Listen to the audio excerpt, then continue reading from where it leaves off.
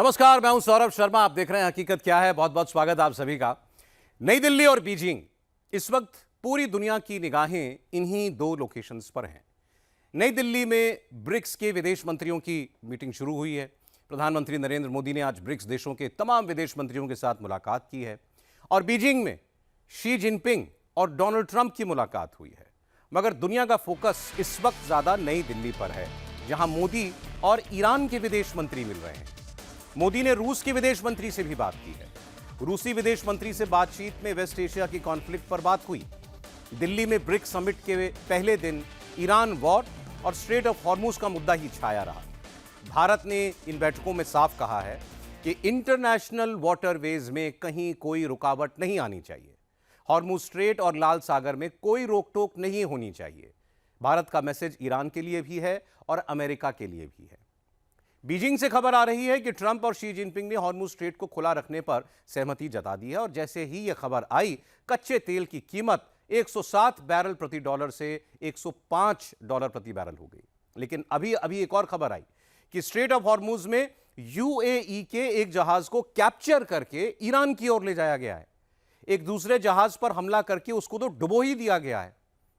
तो क्या हालात बद से बदतर होने वाले हैं? क्या मोदी इसीलिए देशवासियों को अलर्ट कर रहे हैं? आइए बाकी बातें इस रिपोर्ट में दिखाते हैं। नरेंद्र मोदी की युद्ध पर बात हो गई है, मोदी की तेल पर बात हो गई है, एनर्जी पर बात हो गई है।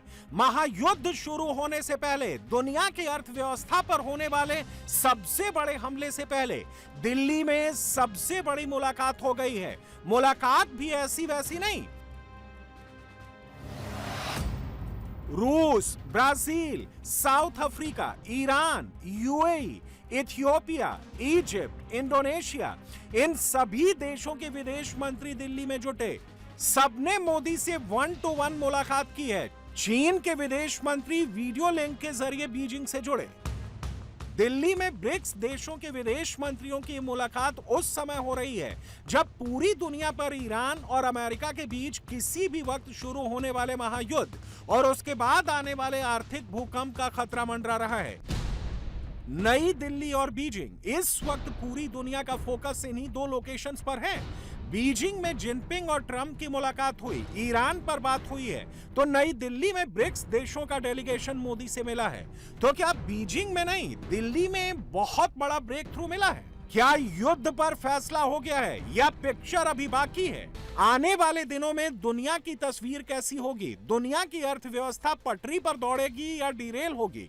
ये ट्रंप और जिनपिंग की मुलाकात से तय नहीं होगा, ये तय होगा मोदी और ईरान के विदेश मंत्री अब्बास अराक्ची की मुलाकात वाली इस तस्वीर से। अमेरिका, ईरान के बीच मंडरा रहे युद्ध के काले बादल के बीच नई दिल्ली में ब्रिक्स देशों के विदेश मंत्रियों का मोदी से मिलना इसलिए मायने रखता है क्योंकि ब्रिक्स अब दुनिया की आधी आबादी यानी 50% आबादी और ग्लोबल व्यापार के 40% हिस्से को रिप्रेजेंट करता है। ब्रिक्स अब ग्लोबल साउथ की असली आवाज बन चुका है। और दिल्ली में इस मीटिंग की टाइमिंग इसलिए भी इंपॉर्टेंट है क्योंकि यह बैठक ठीक उसी समय हो रही है जब हॉर्मुज संकट की वजह से दुनिया की एक बड़ी आबादी, खासकर एशिया के देशों को ऊर्जा का बड़ा झटका लगा है, जो भारत और पूरे ग्लोबल साउथ को बुरी तरह प्रभावित कर रहा है। जिसकी एक वजह डोनाल्ड ट्रंप है, जो इस वक्त चीन में है। दूसरी वजह ईरान है, जिसके विदेश मंत्री ब्रिक्स के विदेश मंत्रियों की समिट के लिए दिल्ली में है। और दिल्ली में बैठकर ईरान ने अमेरिका को दो टूक शब्दों में कह दिया है कि ट्रंप चाहे जितना भी जोर लगा ले, ईरान झुकने वाला नहीं है, सरेंडर करने वाला नहीं है। As you have all witnessed, my country has within the span of less than a year twice been subjected to brutal and unlawful aggression by the United States and Israel. Did we retreat from our ideal of independence? Did we surrender to the will and whims of imperial power? The answer is clear. We did not and never will. By now, it ought to be clear that Iran is unbreakable and only emerges stronger and more united when under pressure. Why ready to fight with everything we have in defense of our केसरिया से मन जोगी हुआ रे, दिल झूमे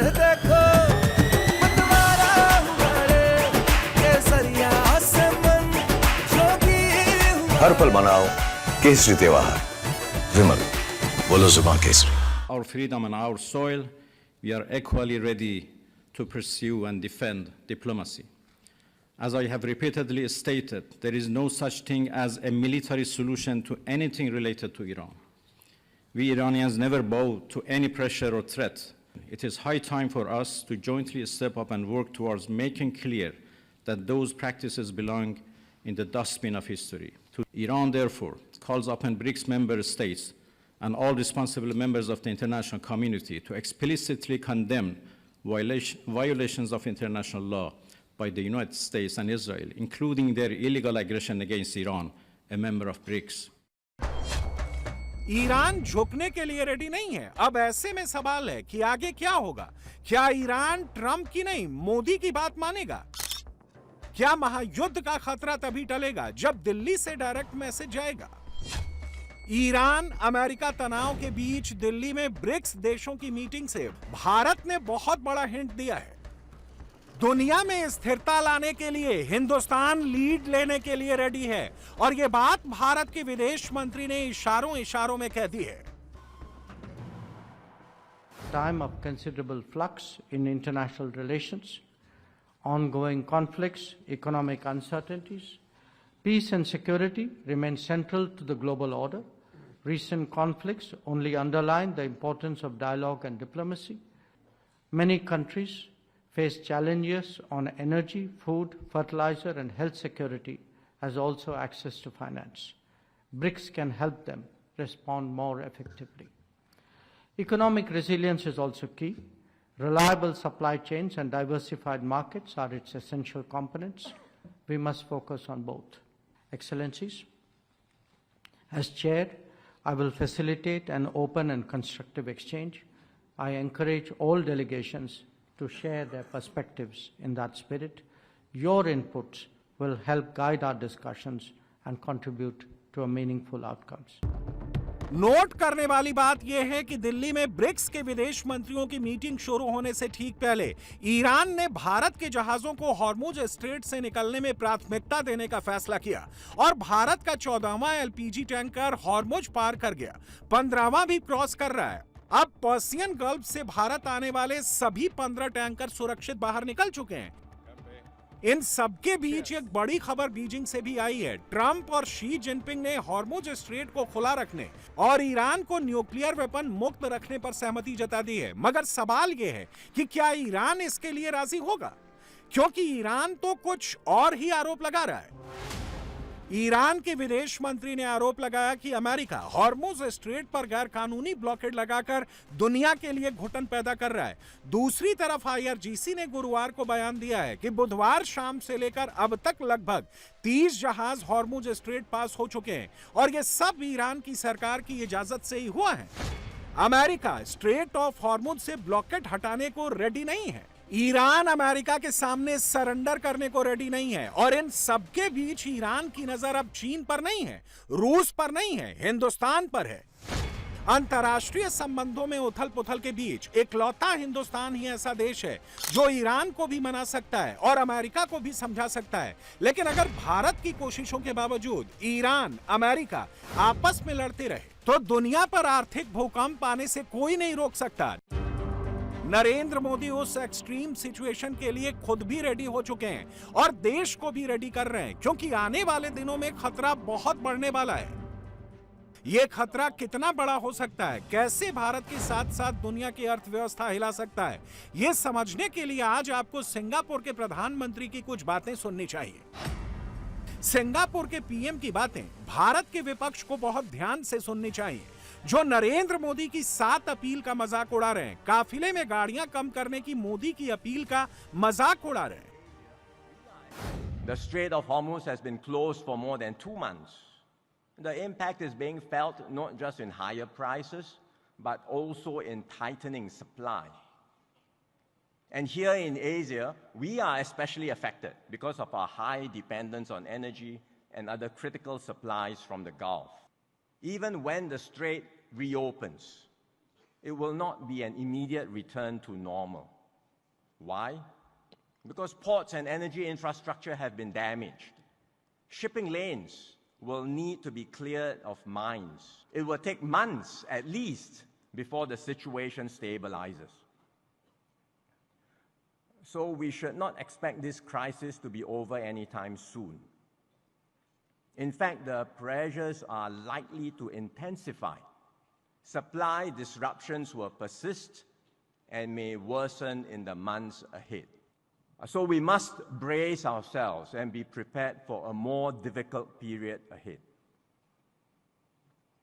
And I want to be upfront with all of you so that we are mentally prepared. सोचिए, Singapore के प्रधानमंत्री भी अब कह रहे हैं कि दुनिया पर बहुत बड़ा खतरा मंडरा रहा है। हॉर्मुज़ स्ट्रेट वाली क्राइसिस अभी खत्म नहीं होने वाली है, तकलीफ बहुत बढ़ने वाली है। सबको मेंटली प्रिपेयर रहने की जरूरत है। हालात इतनी जल्दी सुधरने वाले नहीं हैं। जो बात सिंगापुर के पीएम अभी कह रहे हैं, मोदी ने वो बात 10 मई को ही कह दी थी। 10 मई ही क्यों? मोदी तो काफी पहले से ही देश को सचेत कर रहे हैं कि टफ टाइम्स के लिए हर कोई रेडी हो जाए। मोदी ने बार बार देश को क्यों चेताया, क्यों बताया कि अमेरिका ईरान के वॉर की वजह से पेट्रोल डीजल का संकट पैदा हो सकता है, फर्टिलाइजर्स की कमी हो सकती है, भारत की अर्थव्यवस्था को नुकसान पहुंच सकता है। आज हम आपको इसकी वजह भी बताते हैं। इस वक्त नरेंद्र मोदी का सबसे ज्यादा फोकस पेट्रोल और डीजल की खपत कम करने को लेकर है। 13 मई को मोदी ने खुद एग्जाम्पल सेट किया और 2 गाड़ियों के काफिले के साथ बाहर निकले। मोदी केसरिया से मन जोगी हुआ रे, दिल झूमे देखो मतवारा हुआ रे, केसरिया से मन जोगी हुआ। हर पल मनाओ केसरी त्योहार। विमल, बोलो जुबान केसरी। ने ऐसा क्यों किया? क्या मैसेज देने की कोशिश की? यह समझने के लिए भारत का तेल खर्च करने वाला नक्शा समझिए। जिन जगहों पर टूरिज्म सबसे ज्यादा है, वहां सबसे ज्यादा पेट्रोल और डीजल प्रति व्यक्ति खर्च होता है। भारत में औसतन 100 लोगों पर रोज 10.4 लीटर पेट्रोल खर्च होता है। गोवा में यह आंकड़ा 52 लीटर है, पुडुचेरी में 41 लीटर, चंडीगढ़ में 38 लीटर, लद्दाख में 27 लीटर, अरुणाचल प्रदेश में 21 लीटर, अंडमान और निकोबार द्वीप में 20 लीटर, केरल में 19 लीटर, हिमाचल प्रदेश, मिजोरम, तेलंगाना, दिल्ली, हरियाणा, तमिलनाडु में 17 लीटर, कर्नाटक, सिक्किम और मेघालय में 16 लीटर, उत्तराखंड और पंजाब में 15 लीटर, गुजरात में 14 लीटर और महाराष्ट्र में औसतन 100 लोगों पर रोज 12 लीटर पेट्रोल खर्च होता है। जिन राज्यों में यह ग्राफ सबसे कम है, उनमें बिहार में 3 लीटर, बंगाल में 5 लीटर, त्रिपुरा में 6 लीटर और झारखंड, असम, उत्तर प्रदेश में औसतन 100 लोगों पर रोज 7 लीटर पेट्रोल का खर्च आता है। रही बात डीजल की खपत की, तो भारत का औसत है 21 लीटर प्रति 100 लोग। अंडमान और निकोबार द्वीप में यह आंकड़ा है 144 लीटर, लद्दाख और पुडुचेरी में 111 लीटर, लक्षद्वीप में 100 लीटर, चंडीगढ़ में 67 लीटर, गोवा में 58 लीटर, अरुणाचल प्रदेश में 52 लीटर, हरियाणा में 45 लीटर, सिक्किम में 40 लीटर, मेघालय, कर्नाटक, दादरा और नगर हवेली में 39 लीटर, पंजाब में 35 लीटर, हिमाचल प्रदेश में 34 लीटर और गुजरात में औसतन 100 लोगों पर रोज 33 लीटर डीजल की खपत होती है। सबसे कम डीजल खपत वाले राज्य हैं बिहार, जहां 6 लीटर, दिल्ली में 8 लीटर, त्रिपुरा में 9 लीटर, असम में 11 लीटर और बंगाल और मणिपुर में औसतन 100 लोगों पर रोज 12 लीटर डीजल की खपत होती है। भारत में बढ़ती ईंधन खपत का अंदाजा आप इसी बात से लगा लीजिए कि पेट्रोल की खपत 3 साल में 31% बढ़ी है। अप्रैल 2023 में जो खपत 2,877,000 टन थी, मार्च 2026 में वो खपत 3,779,000 टन पर पहुंच चुकी है। इसी तरह डीजल की खपत भी 3 साल में 12% बढ़ी है। अप्रैल 2022 में 7,818,000 टन डीजल की खपत हुई थी। मार्च 2026 में यह ग्राफ 8,726,000 टन पर पहुंच गया। नरेंद्र मोदी ने इसीलिए बार बार देशवासियों से पेट्रोल डीजल का खर्च कम करने को कहा। अच्छी बात यह है कि मोदी की उस अपील को हर किसी ने फॉलो किया। मोदी के बाद बीजेपी और एनडीए शासित राज्यों के मुख्यमंत्रियों और मंत्रियों ने लीड किया। दिल्ली की मुख्यमंत्री रेखा गुप्ता के काफिले में पहले 12 गाड़ियां चलती थीं, जिन्हें घटाकर अब 4 कर दिया गया है। रक्षा मंत्री राजनाथ सिंह का काफिला भी छोटा हो गया है। राजस्थान में उनके काफिले में सिर्फ 6 गाड़ियां थीं। उन्होंने तो राजस्थान के सीएम के साथ कार पूलिंग भी की। महाराष्ट्र के मुख्यमंत्री देवेंद्र फडणवीस बिना कार के बाइक से ही निकल पड़े। अपने घर से विधानसभा तक का सफर बाइक पर तय किया। हरियाणा के मुख्यमंत्री नायब सिंह सैनी का काफिला भी छोटा हो गया। केंद्रीय मंत्री जितेंद्र सिंह हो, ओडिशा के सीएम मोहन चरण मांझी हो, आंध्र प्रदेश के डिप्टी सीएम पवन कल्याण हो, आंध्र के सीएम चंद्रबाबू नायडू हो, आंध्र प्रदेश सरकार में मंत्री नारा लोकेश हो, या फिर भारत के कानून मंत्री अर्जुन राम मेघवाल हो, हर कोई या तो अपने काफिले से कार की संख्या हटा रहा है, या तो बाइक और स्कूटी पर चल रहा है, या फिर ई रिक्शा और मेट्रो का इस्तेमाल करके ईंधन बचा रहा है। कहने को ये छोटी सी कोशिश हो सकती है, लेकिन छोटी छोटी कोशिशें ही कामयाबी दिलाती हैं। विधान परिषद सदस्यों के शपथ ग्रहण समारोह का दिन है और इस वक्त हम देख सकते हैं कि मुख्यमंत्री खुद इस वक्त इलेक्ट्रिक जो बाइक है उस पर उनका कॉन्वॉय आ रहा है। ये जो काफिला हम देख रहे हैं, उनके सुरक्षा रक्षक भी जो है इस वक्त हमें बाइक पे दिख रहे हैं। खुद मुख्यमंत्री देवेंद्र फडणवीस हेलमेट पहने हुए हमें इस वक्त देख रहे हैं।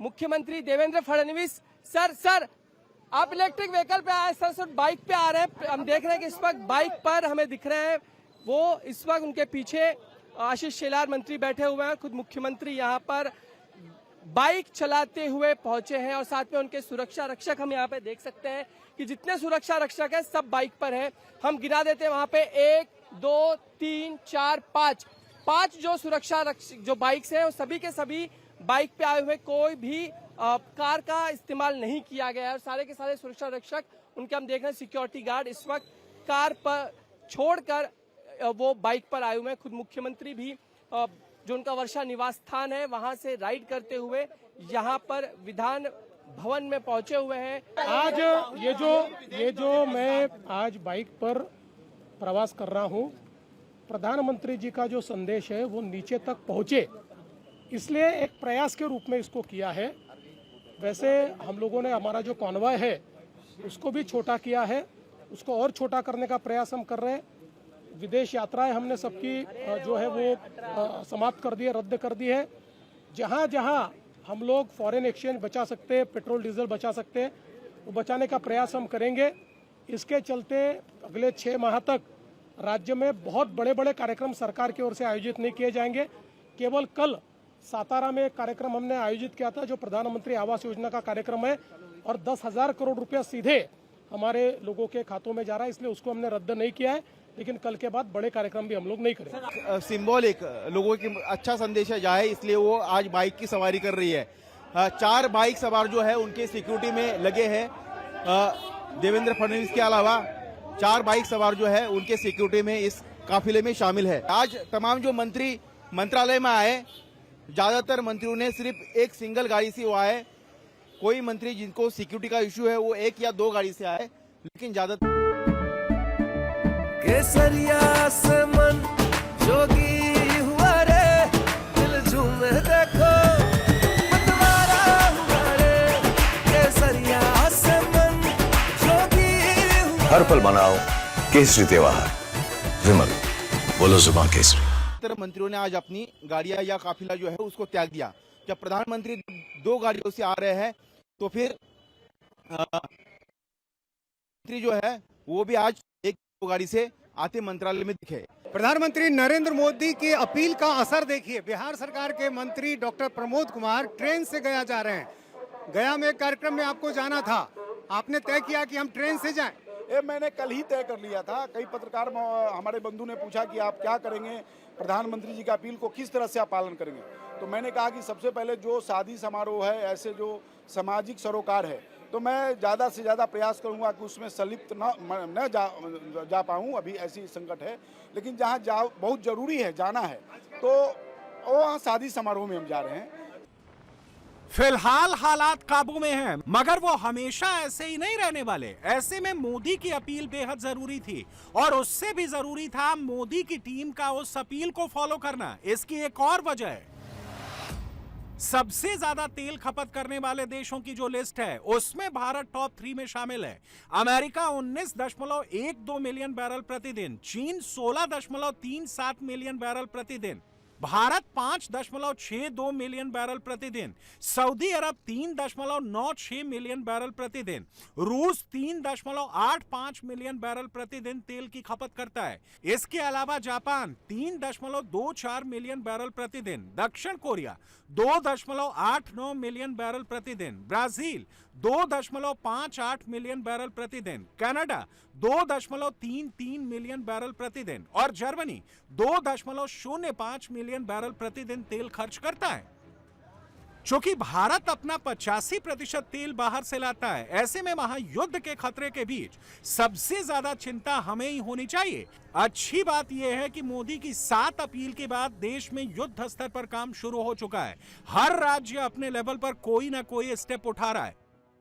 राज्य की वर्तमान की परिस्थितियों को जानते हुए, समझते हुए देश में एक स्थिरता का माहौल देने के लिए, इकोनॉमिक बैलेंस बनाने के लिए दिल्ली सरकार के नाते हमने कुछ प्लान बनाए हैं और एक जन अभियान जिसे दिल्ली सरकार चलाएगी, मेरा भारत मेरा योगदान। पेट्रोल और डीजल की बचत हो ताकि हमारा ईंधन की खपत कम हो। इसके लिए हमने 2 लेवल पे, एक गवर्नमेंट लेवल पे, एक प्राइवेट लेवल पे।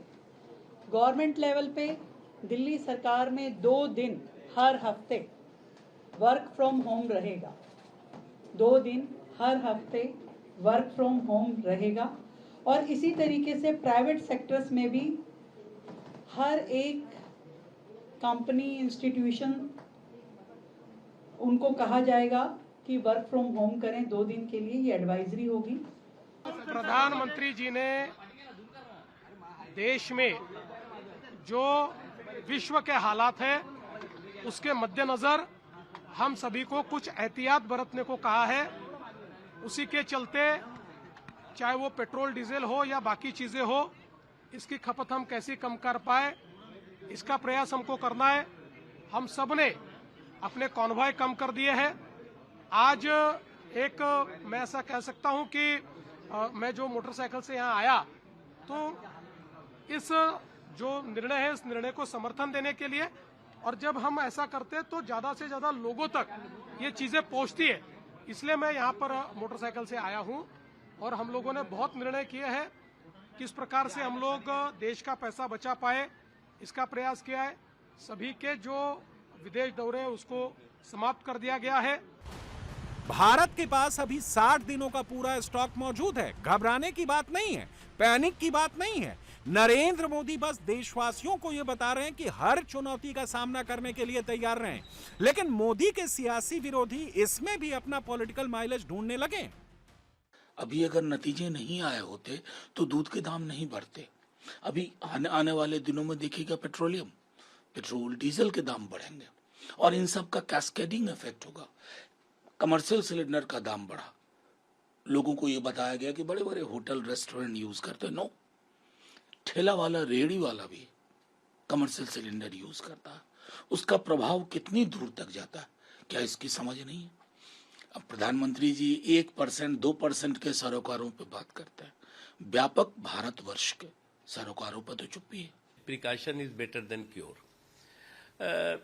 हमें लगता है कि प्रिकॉशन जरूरी है, पैनिक की जरूरत नहीं है। और आज जो वैश्विक संकट का चौतरफा असर है पूरे विश्व में, उसको जो है वो कोई नज़रअंदाज नहीं कर सकता। इसलिए हमें संयम के साथ, सावधानी के साथ, समझदारी के साथ इस संकट के समाधान की दिशा में आगे बढ़ना होगा।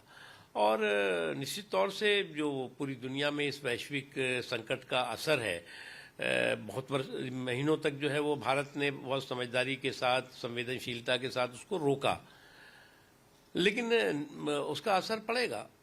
लेकिन ज़्यादा से ज़्यादा लोग उससे प्रभावित ना हो कम से कम उसका असर पड़े, ये कोशिश है। और इसीलिए उस वैश्विक संकट के दौर में मुझे लगता है कि किसी को भी जो है वो इस जो चंडाल चौकड़ी की जो घमासान है उससे उसे दूर रहना होगा। अफसोस की बात है कि ये जो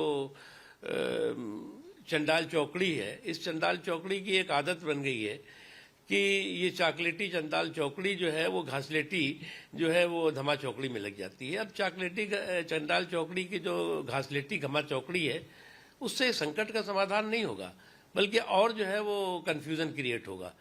इसलिए जो है हमें प्रिकॉशन की जरूरत है, प्रिवेंशन की जरूरत है, पैनिक की जरूरत नहीं है। अब सबकी नजरें ब्रिक्स के ज्वाइंट स्टेटमेंट पर टिकी हैं। ब्रिक्स से जो संदेश आएगा वो एक महायुद्ध के खतरे को टालने वाली लकीर खींचेगा। मोदी दोनों फ्रंट पर डटे हुए हैं, ईरान से भी बात कर रहे हैं, अमेरिका से भी टच में हैं और कुछ घंटों बाद मोदी 5 देशों के दौरे पर भी निकलने वाले हैं। मोदी का एक स्टॉपेज यूएई होगा, जहां से मोदी भारत के लिए कोई बड़ी खबर लाने वाले हैं। ईरान पर भारी बमबारी होने वाली है और ट्रंप ने यह बात चीन में जाकर कही है। बदले में चीन ने ट्रंप से क्या डील की? तेहरान के बदले ताइवान। पूरे पश्चिम एशिया की मीडिया में यही बात चल रही है। चीन सबसे बड़ा गेम प्लान लेकर के आया है। तेहरान में युद्ध रोकने के बदले वो अमेरिका से ताइवान मांग रहा है। अमेरिकन मीडिया से लेकर यूरोपियन मीडिया तक यही कमेंट्री कर रहे हैं कि चीन में ट्रंप झुक गए हैं, उनकी बॉडी लैंग्वेज बदल गई है। शी जिनपिंग ने उनसे सख्ती से बात की तो जिनपिंग के सामने ट्रंप के तेवर वैसे नजर नहीं आए जैसे वो व्हाइट हाउस में बाकी नेताओं को बुलाकर दिखाते हैं। अमेरिका जब ईरान से अगले राउंड का युद्ध लड़ेगा तब क्या चीन दूसरा फ्रंट खोलकर बैठ जाएगा? तेहरान युद्ध में ताइवान का चैप्टर कैसे आ गया, देखिए आप।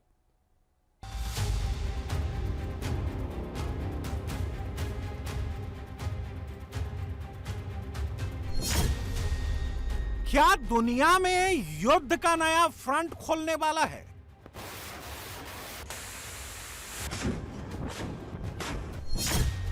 क्या ताइवान पर कब्जे के लिए अमेरिका से लड़ेगा चीन?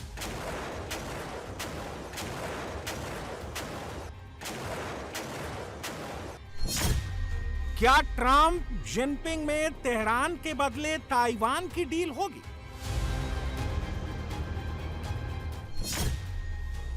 आज दुनिया भर के सभी बड़े अखबारों में सबसे बड़ी हेडलाइंस यही है। ताइवान के मुद्दे पर चीन ने अमेरिका को सीधी वार्निंग दे दी है। शी जिनपिंग ने ताइवान के मुद्दे पर ट्रंप के सामने रेड लाइन खींच दी है। अगर ताइवान के मुद्दे को अमेरिका ने मिस हैंडल किया तो युद्ध छिड़ सकता है। इसी से सवाल उठ रहा है कि क्या ताइवान के बदले तेहरान की डील होने जा रही है?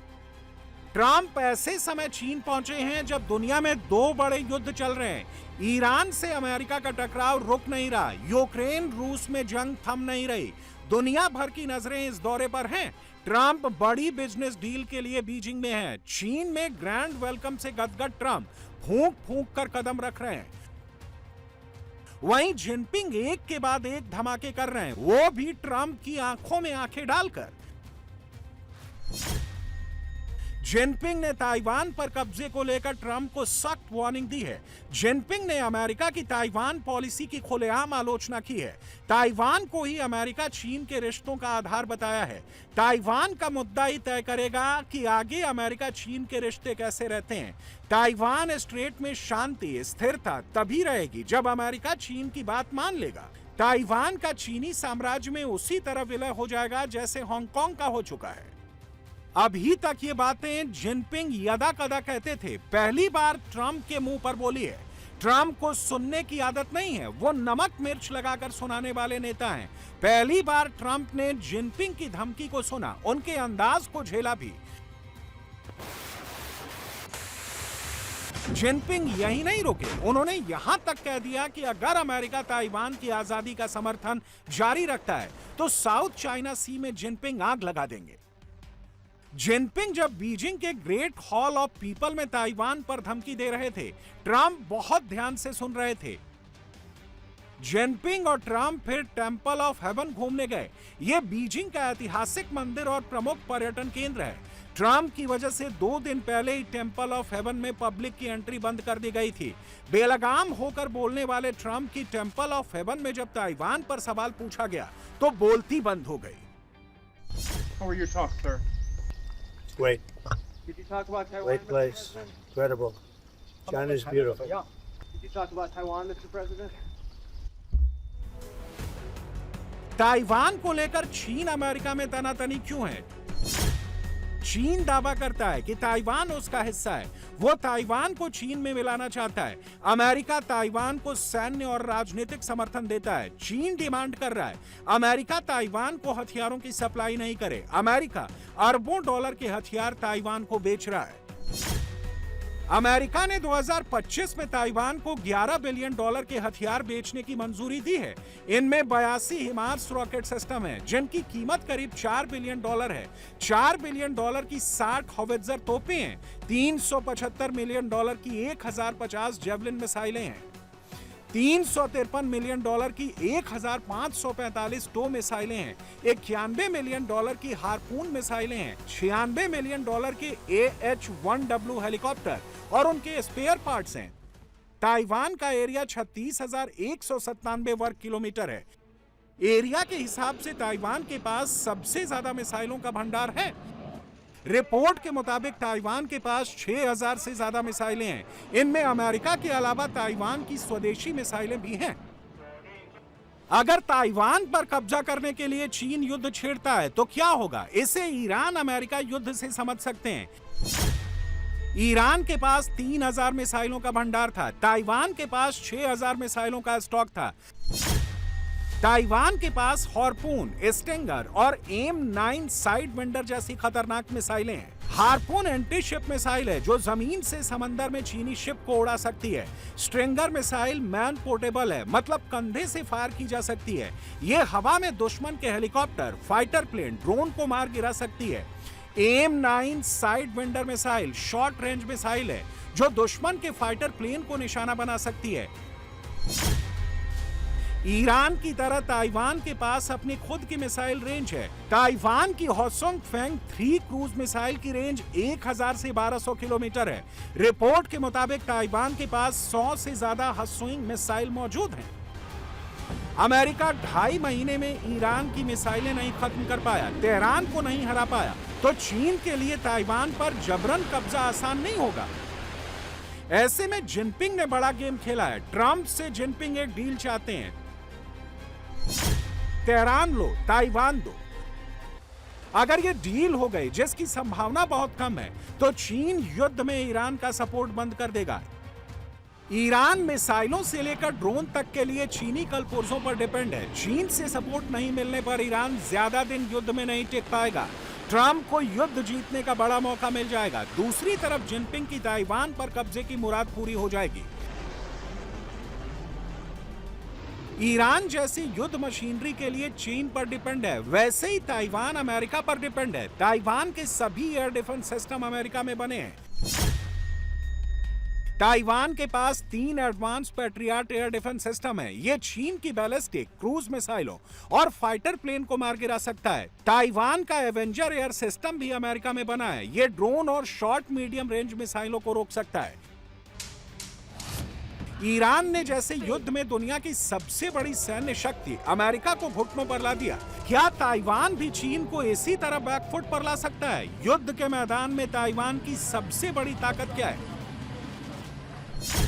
ताइवान के पास F-16V जैसे मॉडर्न नई जनरेशन के फाइटर जेट्स हैं। ताइवान हर साल 1000 से ज्यादा मिसाइल का प्रोडक्शन करता है। ईरान की तरह ताइवान का भौगोलिक एरिया पहाड़ी है। ईरान की तरह ताइवान भी गुरिल्ला युद्ध में माहिर है। जिनपिंग ने अगर ताइवान पर कब्जे के लिए युद्ध का मोर्चा खोला तो उन्हें भी ट्रंप की तरह कठिनाइयों का सामना करना पड़ सकता है।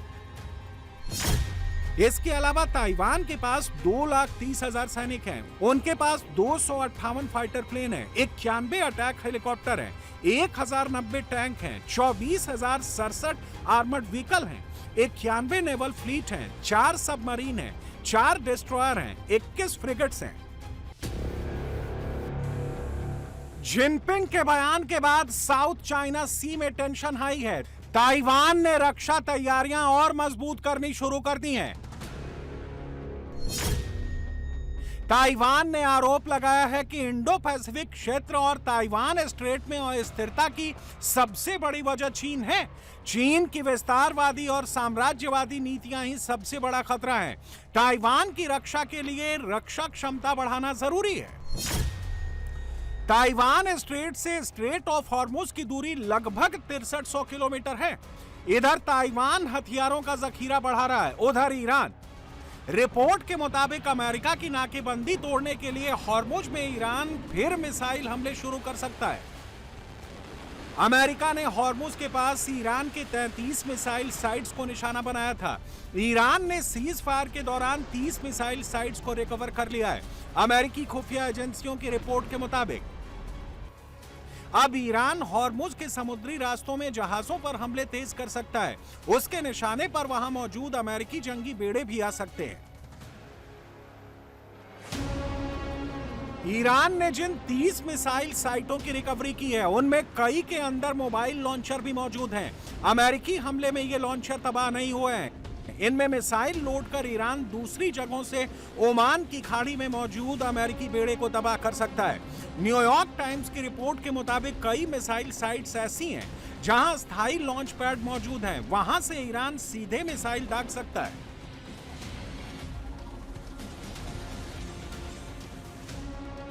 परमाणु पर चीन अमेरिका में डील। अमेरिका के स्टैंड से जिनपिंग सहमत।